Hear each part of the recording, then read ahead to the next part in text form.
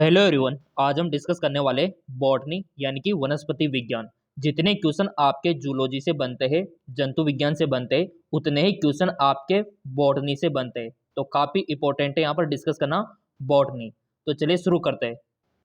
पहला क्वेश्चन है, एटीपी किस में बनते हैं? The ATP is form. Option है केंद्रक में, राइबोसोम में, गोल्जी बॉडी में, या फिर माइटोकॉन्ड्रिया में। तो जो आपके एटीपी बनते हैं, और इसका फुल फॉर्म भी आपको पता होना चाहिए, एटीपी का एडिनोसिन ट्राइफॉस्फेट। तो ये कहाँ पर बनते हैं? ये बनते हैं आपके माइटोकॉन्ड्रिया में। अब यहाँ पर माइटोकॉन्ड्रिया से भी काफ़ी सारे क्वेश्चंस बन जाते हैं। तो यहाँ पर इसका डायग्राम आपको पता होना चाहिए माइटोकॉन्ड्रिया का, क्योंकि कोशिका का शक्ति गृह भी इसे कहा जाता है। और इसके अलावा ये डबल लेयर होता है, ये भी आपको मालूम होना चाहिए। जैसा कि आप यहाँ पर देख पा रहे होंगे, ये है माइटोकॉन्ड्रिया की संरचना। और इसमें क्या क्या होता है? मैट्रिक्स भी होता है, और यहाँ पर inner layer, outer layer, double layer होता है, डीएनए भी होता है, और इसमें राइबोसोम भी होते हैं, और एटीपी ये रहा आपका। ठीक है, तो ये डायग्राम अगर आपको पता है, तब भी अगर कोई भी क्वेश्चन आ जाए तो आप कर सकते हो। चलिए बढ़ते आगे की ओर। सो इसीलिए इसका राइट ऑप्शन हो जाएगा माइटोकॉन्ड्रिया। अगला है, वाइन कड़वी हो जाती है। वाइन जो होती है ना, वो कड़वी किस कारण से हो जाती है? तो बहुत ही सिंपल सा आंसर है इसका, ये होता है एनारोबिक बैक्टीरिया। एनारोबिक यानी कि अवायु बैक्टीरिया। आपको पता होगा कि दो तरह के बैक्टीरिया होता है, एरोबिक और एनारोबिक। अब आप बोलेंगे सर एरोबिक में कौन कौन से आएंगे और एनारोबिक में कौन कौन से आएंगे? तो चलो इसको भी डायग्राम की मदद से समझ लेते हैं। जैसा कि आप यहाँ पर देख पा रहे, ये है आपका एरोबिक और एनारोबिक। तो यहाँ पर एरोबिक में कौन कौन से आएंगे? माइकोबैक्टीरियम ट्यूबरक्लोसिस क्या है? एरोबिक। हेलिकोबैक्टर क्या है? एरोबिक। और एनारोबिक में आता है आपका क्लोस्ट्रिडियम टेटेनी और इकोलाई। तो इस प्रकार से एग्जाम्पल भी आपको पता होना चाहिए। ये डायग्राम आप देख सकते हो। सो यहाँ पर तीसरा वाला इसका राइट ऑप्शन हो जाएगा। अगला है कि आपका जो ईएमपी मार्ग है, उसके दौरान कितने एटीपी बनते हैं? यानी कि जो ईएमपी पाथवे है ना आपका, उसमें कितने एटीपी बनते हैं? अब यहां पर समझना इंपॉर्टेंट है ईएमपी पथ, कि ये ईएमपी पथ क्या होता है। तो चलो डायग्राम की हेल्प से इसको समझ लेते हैं, ईएमपी पथ को। जैसा कि आप यहां पर देख पा रहे, ये होता है आपका ईएमपी पथ, यानी कि ग्लूकोज का पायरुवेट में बदलना, ग्लाइकोलाइसिस। ठीक है, इस प्रोसेस को बोलते हैं ईएमपी पथ। और इसमें कितने एटीपी आप खुद यहाँ पर गिन सकते हो। एक ऊपर आ, ये दूसरा, और दो ऊपर हो गए, और ये रहा दो, यानी कि ये चार हो गए, और दो ये नीचे, छः हो गए। तो छः इसमें एटीपी है टोटल। और इसी को ईएमपी पाथवे बोला जाता है। पूरा यहाँ पर ग्लूकोज पायरुवेट में कैसे बदलता है, पूरा प्रोसेस आप यहाँ पर देख सकते हो। इसी को ईएमपी पाथवे बोलते हैं, यानी कि ग्लाइकोलाइसिस को, ग्लूकोज का पायरुवेट में बदलना, ये होता है। तो अभी हमने डायग्राम देखा और वहाँ पर एटीपी भी गिने, तो हमें मिला 6 एटीपी। तो यहाँ पर भी टिक वही लगाना है, 6 एटीपी। तो ये रहा आपका 6 एटीपी अणु, सिंपल। अगला है गॉसिपियम है। अब यहाँ पर ये जो गॉसिपियम है, ये प्लांट का साइंटिफिक नेम है। अब जिसको पता है कि गॉसिपियम किसका साइंटिफिक नेम होता है, वो इस क्वेश्चन को कर पाएगा। तभी आप यहाँ पर डिसीजन ले सकते हो कि अन्न पौधा होगा, दाल पौधा होगा, रेशा पौधा होगा, कि कौन सा पौधा होगा। क्योंकि पहले आपको आइडेंटिफाई होना चाहिए कि पौधा कौन सा है।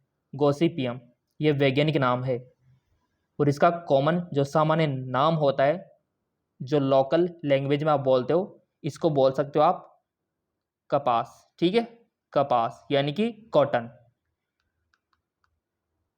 इसी को बोलते गॉसिपियम। डायग्राम भी दिखा देते हैं। ये होता है आपका गॉसिपियम, ये होता है आपका गॉसिपियम यानी कि कॉटन, यानी कि कपास। और कपास किससे रिलेटेड है, वो ऑप्शन वहां पर दे रखे हैं। सो हाल ही में आपने देखा कि गॉसिपियम यानी कि कपास, और रिलेटेड होता है फाइबर से, रेसे से, क्योंकि उससे कपड़े बनाए जाते हैं सूती के। ठीक है, तो ये वाला ऑप्शन हमारा हो जाएगा रेसा वाला। तो ऐसे समझना होता है पहले क्वेश्चन को। क्वेश्चन समझना इंपॉर्टेंट होता है, फिर आंसर करना बहुत आसान होता है। ठीक है, और हमारे चैनल पे तो आपको ऐसे ही क्वेश्चन समझा के अच्छे से मिलेंगे। जिन्होंने सब्सक्राइब कर रखा होगा, बेल आइकन पर प्रेस कर रखा होगा। पौधे में एंजाइम पाए जाते हैं, सिंपल सा बच्चों वाला क्वेश्चन। पौधे में एंजाइम पाए जाते हैं पत्तियों में, संग्रह अंगों में, पुष्पों में, जीवित कोशिकाओं में। तो बच्चों वाला क्वेश्चन है कि हर एक जीवित कोशिका में पाया जाएगा। तो यहाँ पर पौधे की सभी जीवित कोशिका में, ये वाला ऑप्शन सही होगा, पौधे की सभी जीवित कोशिका में। अगला है आपका श्वसन व प्रकाश संश्लेषण दोनों को चाहिए। Respiration and photosynthesis both require. क्या चाहिए होता है इनको? कार्बनिक फ्यूल, साइटोक्रोम, सूर्य प्रकाश, कार्बनिक बंधों से ऊर्जा। क्या चाहिए श्वसन और प्रकाश संश्लेषण को? तो दोनों को चाहिए साइटोक्रोम। अब यहां पर आप बोलेंगे साइटोक्रोम होता क्या है, तो पहले साइटोक्रोम को समझ लेते हैं। जैसा कि आप यहां पर देख पा रहे होंगे, साइटोक्रोम यानी कि एक प्रकार का प्रोटीन है, ऐसा मान सकते हो, ठीक है। और साइटोक्रोम लोह युक्त पोरफायरिन वर्णक होता है, ठीक है। साइटोक्रोम को परिवहन करने वाले प्रोटीन होते हैं जिन्हें कभी कभी एंजाइम भी कहा जाता है। इसमें फेरस तथा कॉपर युक्त पोरफायरिन होता है समूह। तो ये होता है साइटोक्रोम, एक प्रकार का प्रोटीन। सो यहाँ पर राइट ऑप्शन साइटोक्रोम होगा, देख लो आप। अगला है हिल ने अपने प्रयोग में प्रयोग किया था। बताइए, हिल जो साइंटिस्ट थे उन्होंने अपने एक्सपेरिमेंट में क्या यूज किया था? विलगित क्लोरोप्लास्ट, पत्ती के स्तंभ, क्लोरेला, फोर्नवर्ण। तो बहुत ही आसान क्वेश्चन है, थ्योरेटिकल है। उन्होंने जो यूज किया था वो किया था विलगित क्लोरोप्लास्ट। अब आप बोलेंगे सर ये विलगित क्लोरोप्लास्ट क्या होता है? चलो देख लेते हैं कि विलगित यानी कि आइसोलेटेड क्लोरोप्लास्ट होता क्या है। ये होता है आपका आइसोलेटेड क्लोरोप्लास्ट, विलगित। अब जबकि नॉर्मल तो ये वाला होता है, कितना अच्छा होता है नॉर्मल क्लोरोप्लास्ट, जबकि विलगित कुछ इस प्रकार का फटा हुआ होता है। तो ये आपको पता होना चाहिए। ये तो है नॉर्मल और ये कुछ अजीब सा दिखाई दे रहा है, ये है आइसोलेटेड। सो यहाँ पर राइट ऑप्शन ये हो जाएगा, अपने प्रयोग में यही किया था आइसोलेटेड वाला, ठीक है। चलिए, प्रोक्सिसोम किसी एक शारीरिक क्रिया से जुड़ा हुआ है। प्रोक्सिसोम किसी एक शारीरिक क्रिया से जुड़ा हुआ है। तो सिंपल सा है, ये जो आपका प्रोक्सिसोम होता है वो फोटो रेस्पिरेशन यानी कि प्रकाशीय श्वसन से जुड़ा हुआ होता है। और ये होता है आपका प्रोक्सिसोम, चारों ओर जो लेयर से घिरा हुआ होता है, ठीक है। ये आप प्रोक्सिसोम को समझ सकते हो, कोशिका से रिलेटेड पूरा का पूरा झिल्ली से घिरा हुआ रहता है, इसी को प्रोक्सिसोम बोलते हैं। तो राइट ऑप्शन हो जाएगा प्रकाशीय श्वसन। अगला है रंध्र आवागमन में सहायक है। Stoma help in the exchange. केवल कार्बन डाइऑक्साइड के, केवल जलवाष्प के, कार्बन डाइऑक्साइड व जलवाष्प के, या फिर अन्य। रंध्र के बारे में, स्टोमा के बारे में सबने पढ़ रखा है 12th में, 11th में, ठीक है। तो बताओ किसके आवागमन में सहायक होते हैं रंध्र? बहुत ही आसान है, बहुत ही आसान, वेरी गुड। कार्बन डाइऑक्साइड व जलवाष्प के लिए इसका आगमन होता है, एक तो CO2 का, एक वाटर का। किसके द्वारा? स्टोमा रंध्र के द्वारा। अब ये कैसे खुलते बंद होते हैं, थोड़ा सा डायग्राम की मदद से समझ लेते हैं। जैसा कि आप यहाँ पर देख पा रहे होंगे, ये जो रंध्र होते हैं स्टोमा, ये क्लोज इस प्रकार से हो जाते हैं, ठीक है। आपने देखा होगा रंध्र बंद हो जाते हैं, और ये खुलते किस प्रकार से? इस प्रकार से ओपन हो जाते हैं ताकि CO2 का, जलर का आवागमन हो सके। किस प्रकार से होता है ये आप कोर सेल के माध्यम से समझ सकते हो, इस प्रकार से, ठीक है। ये खुलते और बंद इस प्रकार से होता है, इसके पीछे पूरा प्रोसेस लगा हुआ है। काफी सारे आयन भी पोटेंट होते हैं, हार्मोन भी पोटेंट होते हैं, ठीक है। तो बेसिकली आपको इतना से याद रखना है कि CO2 और जल के आवागमन में हेल्पफुल होते हैं रंध्र। आई होप आपको समझ आया होगा। बढ़ते आगे की ओर। अगला क्वेश्चन, मूल दाब का मापन करने वाला उपकरण है। Measure root pressure, barometer, manometer, potometer, या फिर पोरोमीटर। किससे मापा जाता है मूल दाब? तो वो मापा जाता है आपका मैनोमीटर से। किससे? मैनोमीटर से। अब आप बोलेंगे सर ये मैनोमीटर कैसा दिखाई देता है? तो चलो अभी ला के दिखाता हूँ मैं आपको मैनोमीटर, हमारे पास पड़ा हुआ है, थोड़ा सा उसका फोटो मैं आपको दिखा देता हूँ मैनोमीटर का। ये होता है आपका मैनोमीटर। इसमें डबल ये होता है, जैसे कि आप देख पा रहे होंगे, ट्यूब्स होती है, ठीक है। और ये भी आप देख सकते हो, ये मॉडर्न ज़माने का है कुछ, इसमें भी डबल ही होती है, ठीक है। तो रूट प्रेशर इसी से मेजर किया जाता है, इसी के माध्यम से। देख लो आप अच्छे से, ये आपका मैनोमीटर, कहीं पर भी दिख जाए तो समझ लेना कि वही है मैनोमीटर, रूट प्रेशर मापने का यंत्र। आई होप समझ में आ गया होगा। सो यहाँ पर आपको टिक मैनोमीटर करके आना है। अगला, और देखो चैनल सब्सक्राइब कर रखा होगा, बेल आइकन पर प्रेस कर रखा होगा, तो बिल्कुल भी चिंता आपको नहीं करनी है, नॉन स्टॉप आपको क्वेश्चन मिलते रहेंगे। काफ़ी सारे विद्यार्थी बोल रहे थे सर पीडीएफ, तो पीडीएफ तो आपको एमकेएस एकेडमी ऐप पर मिलेगा, डाउनलोड कर लेना उसको।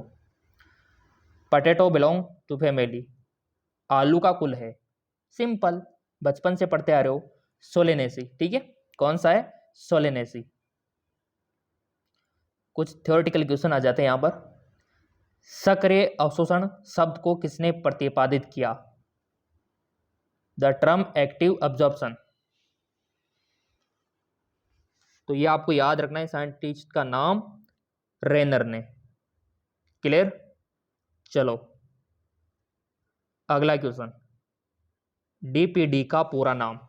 डीपीडी का पूरा नाम आपको बताना है, फुल नेम ऑफ डीपीडी। तो 4 ऑप्शन इस प्रकार से आपके दे रखे होंगे, उसमें से आपको सही चूज करना है। तो आपकी नॉलेज के लिए मैं बता दूं, डी का मतलब है यहां पर डिफ्यूजन, ठीक है, डिफ्यूजन। पी का मतलब है प्रेशर, और अगेन डी का मतलब है डेफिसिट। तो ये दे रखा है आपके बी वाले में, ये रहा, याद रख लेना, एग्जाम में क्वेश्चन आ सकता है अगेन। तो ये विसरण दाब न्यूनता, इसका फुल फॉर्म होता है डीपीडी का, ठीक है। अगला है, थोड़ा सा इसको एडजस्ट कर लेते हैं। पोष व केंद्रीय संवन पुल पाए जाते हैं, साइकस, पाइनस, ड्रेसिना, सोकस, ये सभी के सभी आपके प्लांट है। पोष वायु केंद्र की एम्पियसल वेस्कुलर बंडल्स आर प्रेजेंट है, किसी को पता? तो मैं बता दूं, ये पाया जाता है आपके ड्रेसिना में। और ड्रेसिन का जो पादप है, कहीं ना कहीं आपने देखा अवश्य होगा।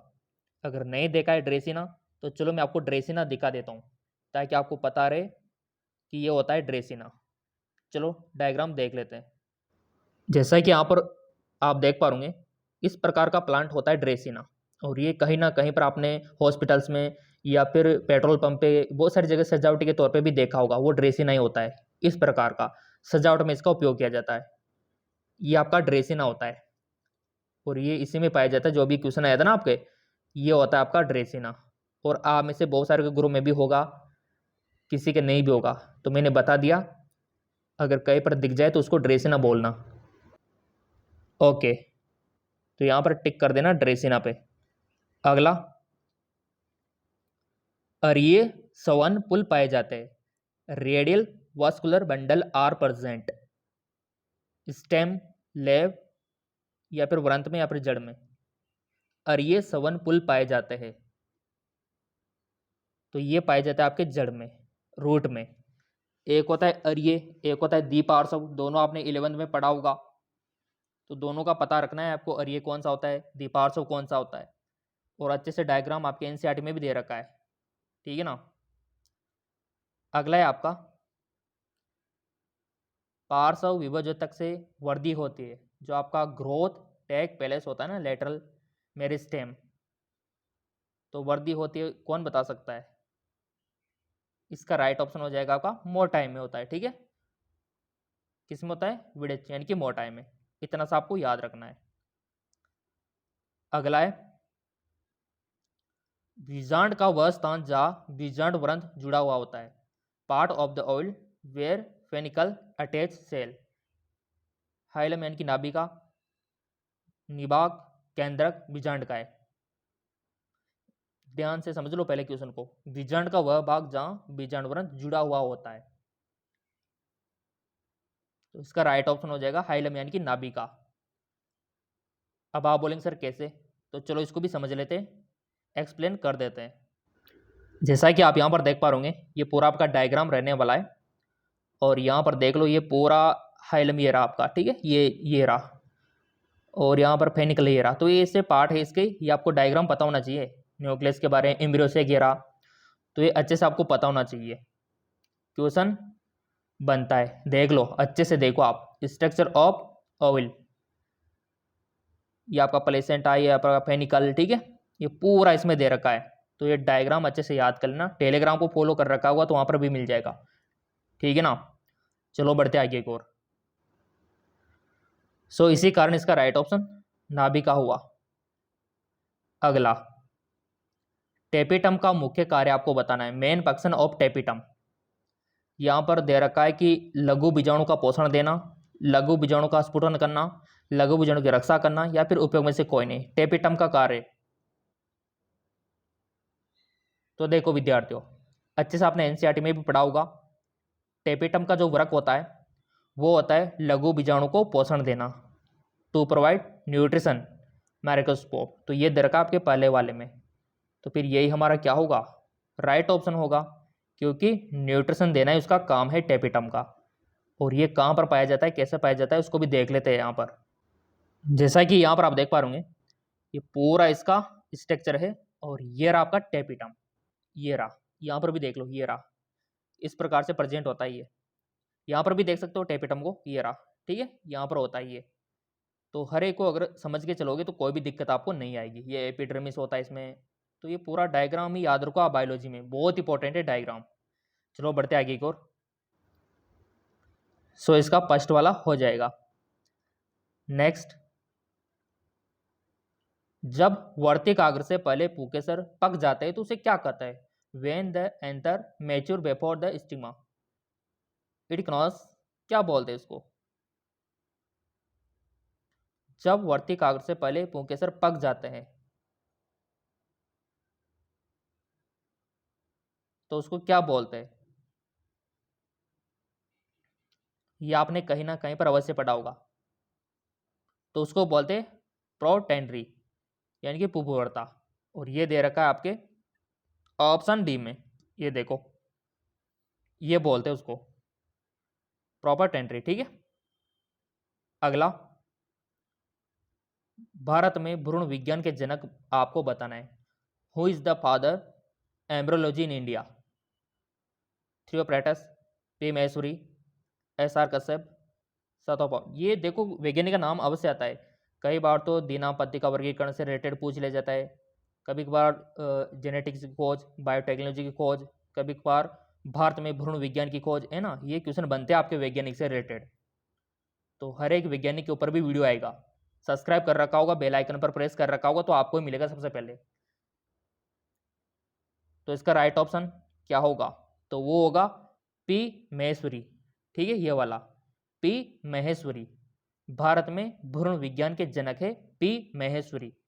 थोड़ा सा इमेज इनका दिखा देता हूं ताकि आपको याद रहे। जैसा कि आप यहां पर देख पा रहे, ये है आपके पी महेश्वरी, ये, ठीक है। यहाँ पर काफी सारे विद्यार्थियों के कमेंट आते हैं, सर पीडीएफ हमको चाहिए पूरा का पूरा। तो देखो पीडीएफ आपको मिल जाएगा और लाइव क्लास भी आपको मिल जाएगी, ठीक है। तो इसके लिए आपको थोड़ा सा अगर सिस्टमेटिक तरीके से तैयारी करना है, पीडीएफ अगर आपको लेना है, ठीक है, डायग्राम अगर आपको लेना है, तो इसके लिए आपको क्या करना होगा, चलो प्रोसेस में आपको दिखा देता हूँ। इसके लिए सबसे पहले आपको आना होगा गूगल प्ले स्टोर पे, जहाँ से आप एप्लीकेशन डाउनलोड करते हो। वहाँ पर आके सर्च करना है एमकेएस अकेडमी। क्या सर्च करना है आपको, एमकेएस अकेडमी आपको सर्च करना है, ठीक है। ये आपको दिख जाएगा यहाँ पर, जैसा कि आप देख पा रहे होंगे एमकेएस अकेडमी। लिंक नीचे भी दे रखा है डिस्क्रिप्शन में, वहाँ से भी डाउनलोड कर सकते हो। डाउनलोड होने के बाद मोबाइल नंबर से लॉगिन करने के बाद ये इस प्रकार का ओपन हो जाएगा। तो यहाँ पर स्टोर वाले ऑप्शन पर आपको जाना है, तो आपको इस प्रकार का कुछ कोर्स दिखाई देगा, ये वाला, ठीक है। रेट ऊपर नीचे होता रहता है ऑफर के दौरान। तो ये कोर्स आपको खरीदना होगा, जिसमें आपको PDF, live class, recorded class, सब कुछ सिस्टमेटिक तरीके से आपको तैयारी करवाई जाएगी। खरीद सकते हो। अगर कोई दिक्कत आती है तो चलो कॉन्टैक्ट नंबर भी हम आपको देते हैं। अगर कुछ प्रोसेस आपको समझ में नहीं आता है तो ये व्हाट्सअप नंबर है, इन पर आप व्हाट्सअप कर सकते हो, हम आपकी हेल्प करेंगे कोर्स को खरीदवाने में।